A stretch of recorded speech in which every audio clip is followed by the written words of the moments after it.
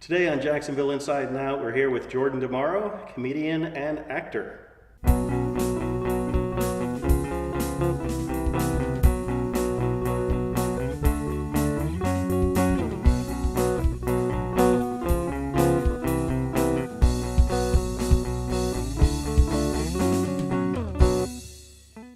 We're here today with Jordan DeMauro. He is an actor, he is a comedian, he is an all-around funny guy.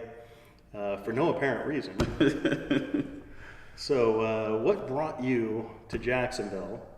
Well, it's amazing. Well, it's not that amazing, to tell you the truth. It's really simple. I was raised by my grandparents, and my grandmother was single for like a long time. She was lonely, and then she miraculously found a husband, and then they decided one year let's move to Jacksonville. And I was put in a predicament as other freaking be homeless or follow my grandparents, so we decided to move here. We came here in 06. How old were you? I was 13. You were 13? 13 when I came here. So really they gave you the choice of moving with them or not? Oh no, it was you come. That's it. That pretty much was the end of the story. You come. It's kind of what the Navy told me when I first came here. Yeah, that's pretty much how military works. Yeah. You just go. This is where you're stationed. Move all your stuff. Yeah. So, you got here when you were 13. How much has Jacksonville changed since then? It's pretty much the same. People dying all the time. Pretty much people doing ignorant things. The only thing that's changed is it get hotter. It gets hotter. Yeah, no. When I first, I guess it's because I got acclimated to it. When coming from South Florida, was where I'm from. Coming here, it was cold. Right. It was unbearable coldness, and then now I've been here so long, it's not that bad. Right. So. But now it's getting unbearably hot. Yeah, it's getting unbearably hot. I'm like, God, what is going on? Global warming is. Yeah, global warming. But you're not allowed to say that in Florida anymore. The legislature passed a law. They won't let the scientists actually say climate change or global warming. And then they actually have to talk about it without saying it, which is hilarious. So we gotta surprisingly die from overheating or freezing to death. Yeah. But it don't have a name. Exactly. Okay. Yeah. So when did you get into comedy? It was amazing. I got into. It's not that amazing. Again, I had some friends, Jamarcus King, John Wesley, Lace Beats. They had started an entertainment group called VCMG, Bill City Music Group, and I just hung around them, not really doing anything. I always naturally funny, cracking jokes. He's like, man, you should get on stage one day. I'm like, nah, man, nobody want to do that. And he's like, you really should get on stage one day. So I was like, all right. Then one of my friends added me to a group called Jacksonville Comedy on Facebook, and I seen a couple open mics, and I was like, it was the Jackie Nights in St. Augustine, and so I messaged Brian Thomas, and he pretty much put me on for the contest, and I went down there. I ain't gonna say I did great, but my whole set was full of racism. That's all. That's all it was. It was full of racism. It's just I seen a bunch of white people, and I just went completely racist. It was like that uncomfortable racist. It's not like, that's kind of funny. I get it. It's that. Kind of like that Kramer from Seinfeld kind of racist. Yeah, it was just a rant. I was just getting every black struggle off my chest. I got 400 years of slavery off, about 20 years of Jim Crow. Everything was pretty much off my chest, and then that's it. And I lost the competition horribly. Well, yeah, he didn't do comedy. He just went out there and said, "You can feel suck, and this is why." So they pretty much. I thought they weren't gonna never invite me back, and then they pretty much invited me back a little later. I did one set there actually years ago when I was still doing stand up, and I did okay. I mean, it wasn't it was very early on when I was still struggling, much like I do now when I do stand up. But no, it's an interesting crowd. It's an interesting crowd to do. It is. It depends on who's there. That's what I don't understand. You got to be really talented or famous to just have one set and you go to each place and do the same thing and it rocks. Right. Like me, I had to learn at that instance where middle-aged white people don't take on the racist jokes like black people do. Right. Like that set I did would have killed it. When you say you don't mean racist, you mean race-oriented jokes. Yeah, race-oriented. Like I went out there calling them a bunch of racial slurs. It's like, you bunch of conkies better shut up and laugh at what I say now. Yeah, I wasn't doing none of that. But saying, "Oh, police shoot black kids." Yeah, they like, I ain't gonna think that shit funny. But black kids would think that's like the most hilarious thing on the planet. So I had to learn then that you gotta adapt to your crowd, whoever is out there. You gotta. Comedy is what you say you know how to do, and that's your talent. You gotta be able to adjust. Well, that's like one of the first things I learned when I started doing stand-up. I went from 3 layers, which if anybody's trying to start out in comedy, 3 layers is the place to start because they'll laugh at anything. Like that's a great confidence builder is going to 3 layers because it's if you bomb at 3 layers, you're just bad. Yeah. But no, I mean 3 layers is a really good audience to work in front of. And then I went to Square One. I don't even know if they do that show anymore. I never heard of it. So. It was back then. It was called commentary, and like half the show was poetry, and half the show was comedy.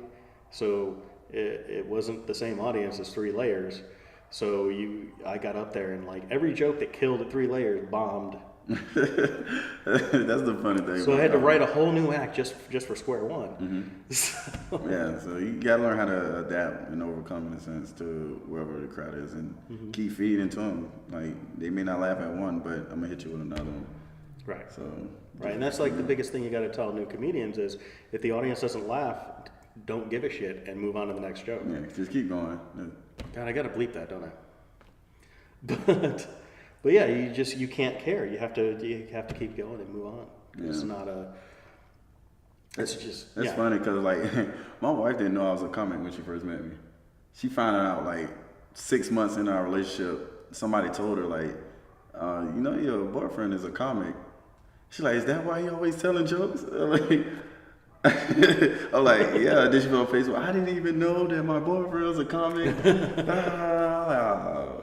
Why you never told me? I mean, I ain't never heard nobody just get women off saying I'm a comic. Yeah, I'm a comic. You just dropped your panties. Like, no, I had to tell you I had a job and I had other stuff going for myself for you to come. You have to be like Eddie Murphy. Yeah. But like 1980s Eddie Murphy, not today's Eddie Murphy. My wife pretty much now accepts that I'm a comic, so she takes everything I say not serious until I say it again. Right. Because it's best not to take what I say serious because I could get mad for no reason. All right. Well, we'll be right back with more Jacksonville Inside and Out in just a few minutes.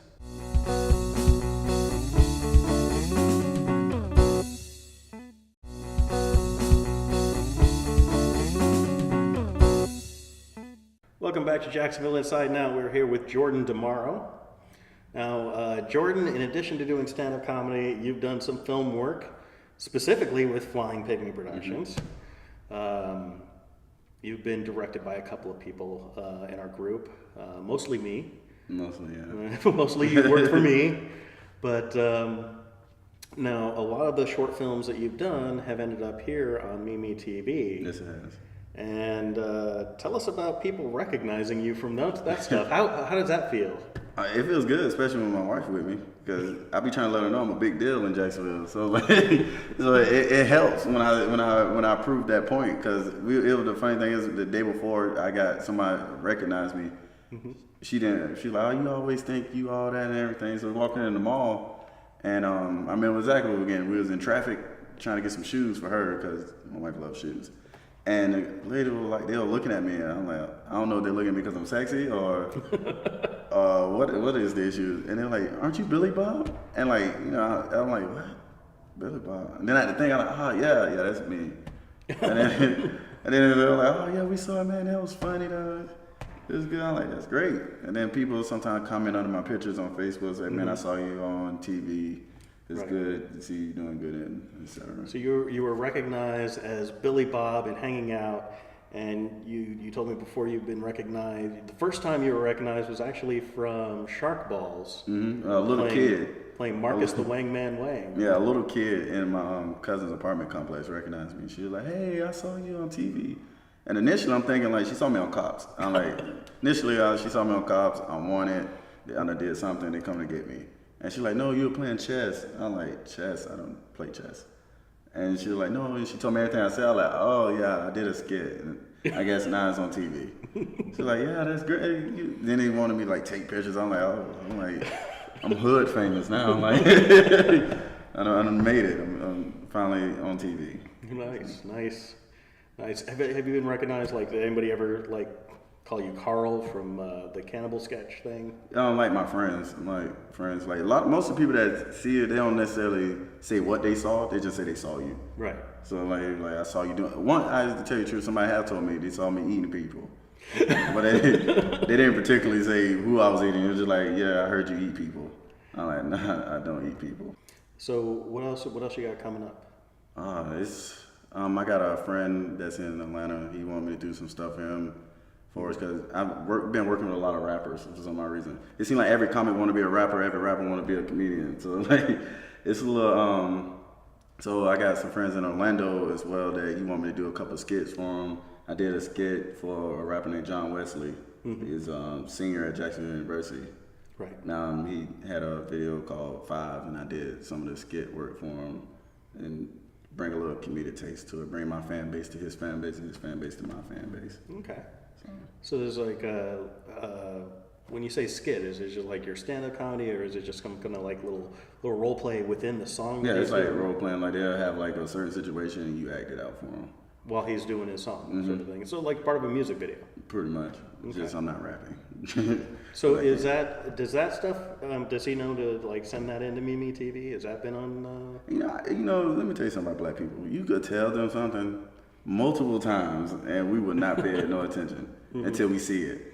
Right. Like he know that people see me on TV because he's been there plenty of times. Somebody confronted me about it, and he'd be like, "I'm like, yo, you can do it too." He'd be like, "Okay, I'm gonna do it," and then he never do it. And they never do it. Yeah, he never does. So you got to get on your music friends, get them, because they do a ton of music videos. Yeah, I try to tell them that, but I guess it's gonna have to take. I don't know what it's gonna have to take. To tell you the truth, I can only take you to the water. I can't make you drink it. Yeah, I gotcha. So, and you said you just got done doing something at Jackie Knight's. Yeah, I did Jackie Knight's in St. Augustine with Tez Brooks, Antoine Murphy, Ortiz, and I forgot the other guy name, but did it with him, and it's predominantly black showcase, and in St. Augustine that's kind of rare, to tell you the truth. And initially I'm thinking like, we ain't gonna do too good, but we got there and we killed it. Like it was a good night that night. It seemed like they were just really receptive to everything that we were saying. So that's where being able to change based on your environment so you can relate comes in. Because like if you don't, any new comic wouldn't know that I need to switch based on what I do in different demographics. Different demographics have their own struggles, their own lifestyle, so you got to be able to relate to them not being from their demographic. Right. So that was basically what we had to do. We had to learn how to relate to them on the wing, how to relate to their demographic to make them laugh. Gotcha. And so was that part of the contest, or is that No, I was a feature. I wasn't there even. I had did a contest before for her like the month before, and I got in second place. Oh. By the grace of God, I don't know how I got in second place, but because you're funny. I was supposed to get in first. I know I was supposed to win, but hey, everything happens for a reason, I guess. Oh, so God, you're saying God didn't like you, so it's God's fault that you didn't win. Right. Like God said, I need to take him down a peg. Yeah, I guess, but it was a humbling experience. It was very humbling, but she was like, we want to bring you back as a feature. So I was like, okay, come back as a feature. It was other contest contestants there. Tez Brooks and Antoine Murphy was two of the contestants, and there was some other kid named Casey, I think. That was his first time being on stage too. So they did their bits, and then the features came out. Okay. So how much? Well, I'm sorry. We'll be right back with more Jacksonville Inside Now in just a few minutes.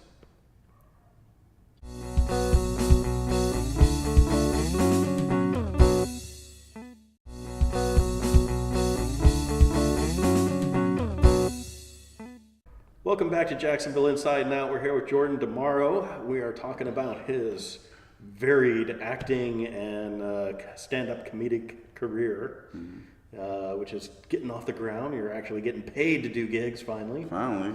Yeah. You're going to be doing some more work with us at Flying Pygmy. We're not going to pay you. Just so you know. It comes with the territory. I'm kind of used to it now. Oh, if you do pay me, I might give it back. No, I'm just joking, just in case you decide to pay me.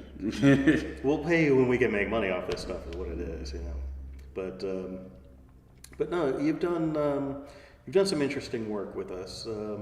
Tell us about some of your roles. Like how do you play something like Marcus the Wingman? How do you play like a chess player on steroids when you've never even played chess? I just thought of Ray Lewis. You know the funny thing was when that role came afoot and you told me you really want to be a really aggressive chess player, I instantly thought of Ray Lewis because I think he was getting ready to retire at that time. So everybody was doing his little Ray Lewis dance and everything. So I just said I'm gonna be Ray Lewis playing chess. It's like I'm gonna be overly aggressive, overly excited for chess. Okay. Yeah, it's not something. Have you learned to play chess since then? No, I didn't. So you still don't know how to play I don't even know how I won all those championships, to tell you the truth. And you know what's funny was, you remember we made a Twitter account for Marcus Wayne,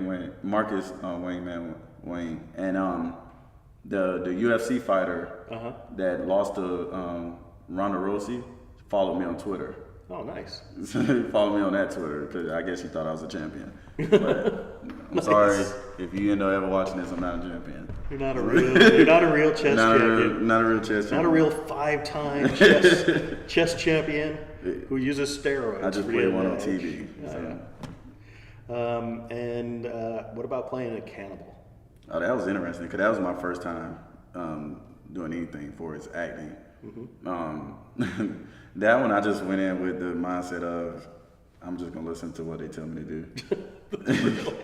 Then I just let my natural talents act there because I forgot to read the lines, so I had to like freaking improv whatever was going on. So it was more of a reaction based type thing.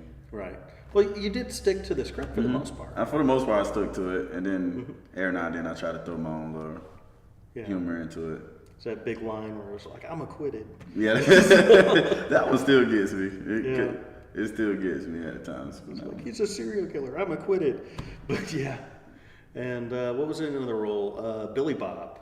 Billy Bob. Now that one's complete improv based because I know I didn't go by the strip on that one. That was complete improv. Basically, I played every black girlfriend I ever had in my life. Well, we filmed that one twice.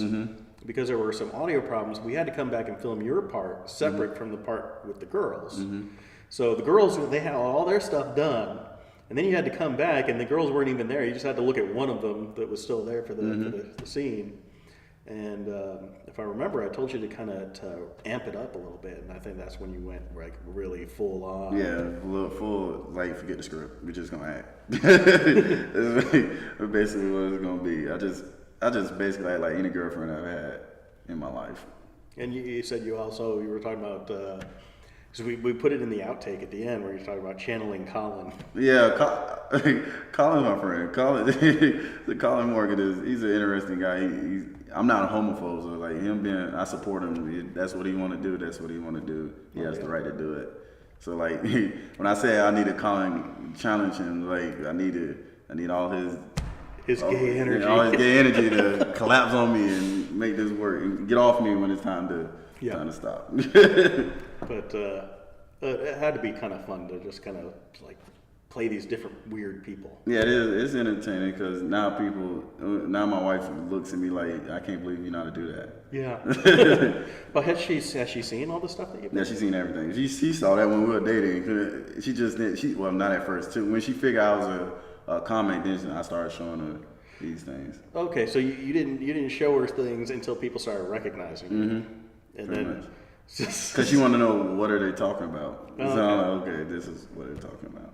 So has she seen the Lobster Boy? You playing Lobster Boy. Now has she seen that in the context of the film? Because that is actually, if you watch Adventures of Crayfish, Adventures of Commander Crayfish and Lobster Boy, if you watch that by itself, it's not nearly as funny because it comes across as super cheesy. But when you watch it in the feature film, which you're an IMDb on that, by the way, you know, the place where you look up all the different actors and movies and stuff, you're actually in there. So one of the actors on that. But that's in a feature film, and when you watch it with the feature film, it's actually funnier because it gives it context. So the one thing that film. The funny thing is, when soon as somebody see it before that, I can when I first enter the actual skit is kicking the door and people instantly start to laugh. It's just an instant like, why does he have claws? And what am I about to watch? And that's the type of reaction I want when I'm doing something crazy. I want, oh my God, what is he about to do? Yeah. So people already know how I am personally, how crazy I am personally. So when you see me on camera, you don't know what's going to happen. You're like, it's like, yeah, why is he wearing lobster claws? I know Jordan Moore's going to do something crazy. Oh yeah. So yeah. So you got a couple of film projects possibly coming up. I know you haven't had a chance to read the scripts yet. I get everything. I need to read them because like I really don't read them till it's time to go, and then you be like, all right, we're shooting this day, and then like I'm on the way, like okay. See, as a director, I'm telling you, give them at least one read ahead of time so you can think about what you're going to do with that character. I was skimming. Yeah. I was skimming, and then like try to mash my personality into it. Well, one of them you're doing a voiceover, so that's one of the ones where you really got to read it ahead of time, just to kind of figure out how you're going to change that dialogue a little bit to match more your personality. Yes, Because scripts are kind of guidelines, especially for you. Actually, no, any actor we work with is pretty much a guideline. Yeah, pretty much. I'm just worse with not going with the script whatsoever and forgetting my lines, but I get better with time. Yeah. Well, we have a lot of actors who do that. I think it's just actors in general. We don't remember lines. We just, because you're going to tell them to us. The funny thing is, usually, because I've been in a couple of things too, and not all stuff that I've written. So I've been in stuff. I played a part in a role that another writer wrote, and I didn't expect to remember the lines because I was a last minute replacement. I was familiar with the script only because I had been involved in editing it, a few years earlier. But when I finally actually played the role, I actually just intuitively kind of remembered the script and just kind of went with it. And but I think that because you say you don't remember the script, but when I compare the script to the things you say, they're very, very close. So I guess intuitively you're remembering. Yeah, I wouldn't say I'll completely forget everything I'm supposed to say. I just probably wouldn't remember it verbatim, what I need to say. All right. Well, thank you for coming on the show. No problem. And again, this is Jacksonville Inside and Out. This is Jordan Demaro. And you can see him next. Where are you going to be next? I'm thinking it'll be Jackie Knights again for another feature. Okay, but you don't know when? No. So you can't tell people? I can't tell. Okay, the best way to figure out what I'm doing is to follow me on Facebook at Jordan Demaro, JORDAN, DAMAUR. Almost forgot to spell my name. Or follow me on Instagram, I Tell Jokes 561 if you need it. All right. Have a good day.